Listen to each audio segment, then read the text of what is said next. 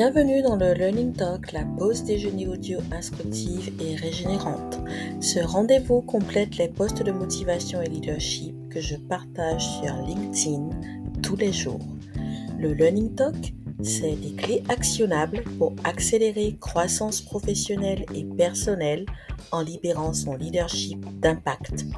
C'est aussi un temps de qualité offert aux femmes et aux hommes introvertis mais déterminés.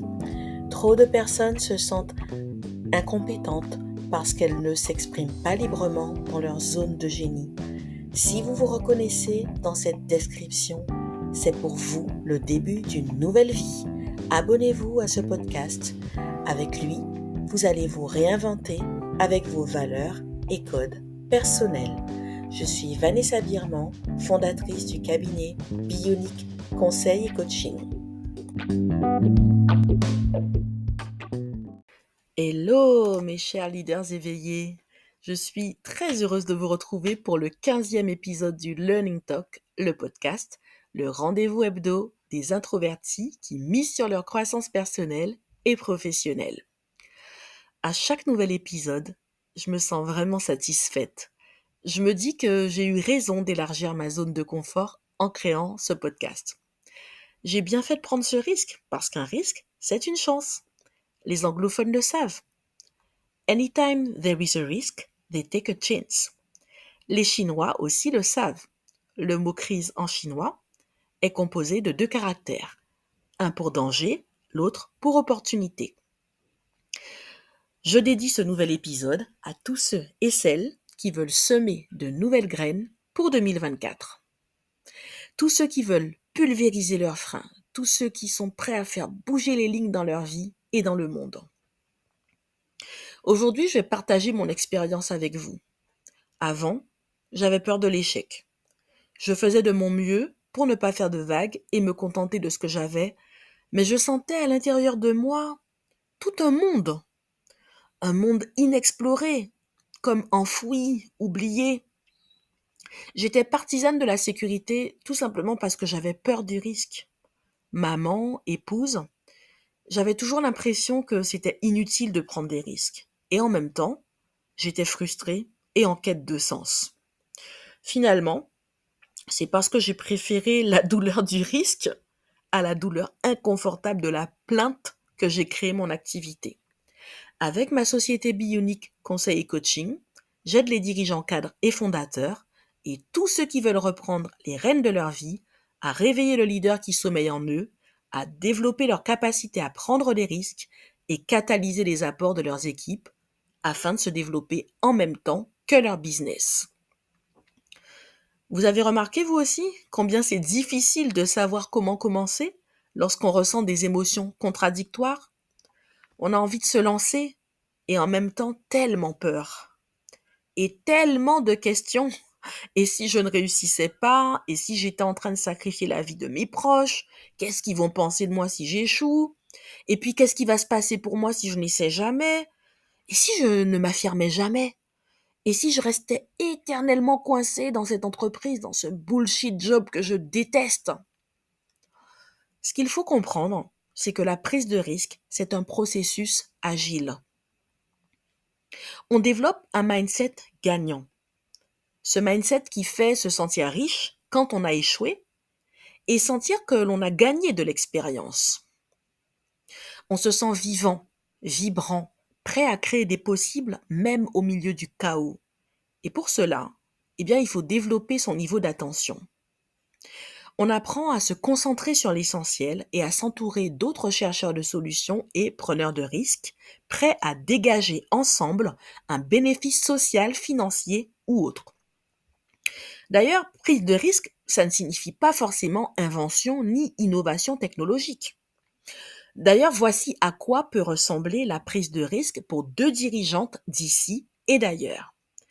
Parlons de Madame Cathy Collard-Gégère, l'ancienne PDG du groupe alimentaire Picard, qui a pris un risque avec son équipe au cœur de la crise du pouvoir d'achat en France.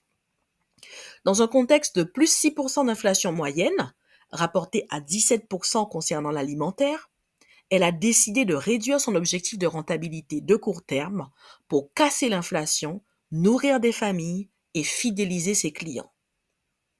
Et en plus, l'entreprise a acquis 1 million de clients en pleine crise grâce à cette mesure. Cette même équipe a pris encore d'autres risques qui ont payé aussi, mais je ne vous en dirai pas plus ici. Je vous propose de retrouver dans les notes du podcast un lien pour apprendre à mieux connaître cette dirigeante. Parlons sans plus tarder de Madame Delphine Traoré, directrice générale de Sanlam Alliance. Elle vient d'être nommée par ses pairs CEO de l'année lors de l'AFIS, Africa Financial Industry Summit à Lomé, au Togo. Elle a pris le risque de fusionner Alliance Africa avec le groupe Sanlam pour devenir Sanlam Alliance. Les deux structures aspiraient à développer le secteur de l'assurance sur le continent. Ces deux structures ont voulu ensemble devenir un puissant leader. Alliance a compris que Sanlam avait une meilleure connaissance du continent avec une présence dans 27 pays d'Afrique, soit la moitié des 54 pays d'Afrique.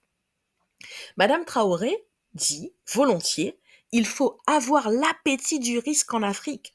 Avec un taux de pénétration de 1%, il y a de la place pour tout le monde. J'ajoute que la prise de risque est graduelle. On peut procéder par étapes. Plus précisément, 3 niveaux de prise de risque. On peut commencer par développer la capacité à improviser. Ce qui est en jeu à travers l'improvisation, c'est votre capacité à réagir pour saisir une occasion qui va vous permettre de dénicher des opportunités. Une improvisation telle que participer à une réunion de networking, un dîner d'affaires ou bien une table ronde peut renforcer votre développement personnel ainsi que votre réputation et faire progresser votre entreprise. Deuxième niveau de prise de risque, autour d'une activité opérationnelle déjà établie. Eh bien, dans ce cas, la prise de risque consiste à changer les rouages pour repousser les limites d'un processus. Tenez, par exemple, vous êtes peut-être des créateurs de contenu. Eh bien, prendre un risque, ça va consister à neutraliser la pensée limitante de déranger les gens pour enrichir votre démarche commerciale de messages ou appels de prospection. Troisième et dernier niveau de prise de risque, c'est la révolution. L'électricité, le moteur à vapeur, plus récemment l'iPhone, les réseaux sociaux, le métaverse, que sais-je encore.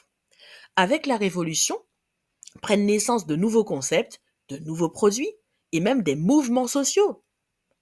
Mais dans un registre plus personnel, il y a par exemple peut-être le marathon auquel vous voulez participer pour la première fois, ou cette reconversion professionnelle à 360 degrés dans laquelle vous vous lancez avec une nouvelle fonction et une nouvelle industrie. Ça demande du courage. Et c'est la raison pour laquelle, à un tel niveau, la balance bénéfice-risque devenant ayant de plus lourdes conséquences, on est moins susceptible de passer à l'action.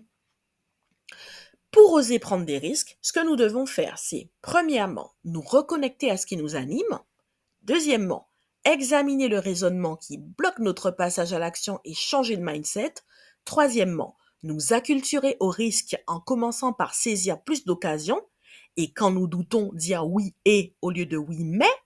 Quatrièmement, nous entourer de quelques preneurs de risques et oser prendre de plus en plus de risques. Et cinquièmement, être franc et assertif vis-à-vis de nos coéquipiers, c'est-à-dire donner autant de valeur à nos opinions qu'à leurs opinions, sans agressivité ni soumission. Dites-vous qu'en étant plusieurs, vous saurez vous arrêter si une prise de risque s'essouffle. Dans une équipe, il faut aussi bien des preneurs de risques que d'autres personnes qui restent en terrain sûr. Rappelez-vous que toute expérience représente un gain et non une perte. Vous qui avez perdu le sens et le goût de vos actions, vous qui aspirez à mener une vie qui sort de l'ordinaire, sachez qu'il n'y a pas de succès sans prise de risque. Le cabinet Bionic a pour priorité l'empowerment des femmes dirigeantes introverties. Plus vous oserez, plus vous vous accomplirez. Alors, est-ce que vous êtes prêt à libérer votre potentiel de prise de risque pour créer la vie qui vous ressemble? Pour manifester votre vision, intégrez le parcours d'éveil by Bionic en cliquant sur le lien dans les notes du podcast. Et pour faire briller votre leader brand, contactez-moi dans la messagerie privée sur LinkedIn ou sur l'adresse mail également indiquée dans les notes du podcast. Je serai très heureuse de vous accompagner et de vous voir rayonner. Pour en savoir plus, découvrez le site internet de Bionic.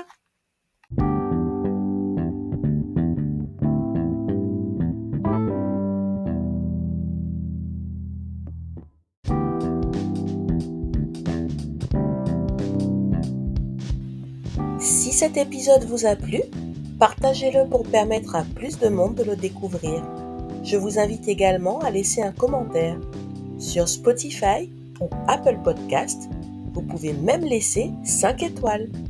Pour découvrir mon profil sur LinkedIn, ainsi que les valeurs et les services du cabinet Bionic Conseil et Coaching, cliquez sur les liens en description. Merci de m'avoir écouté jusqu'à la fin. Je vous retrouve mercredi prochain pour un nouvel épisode.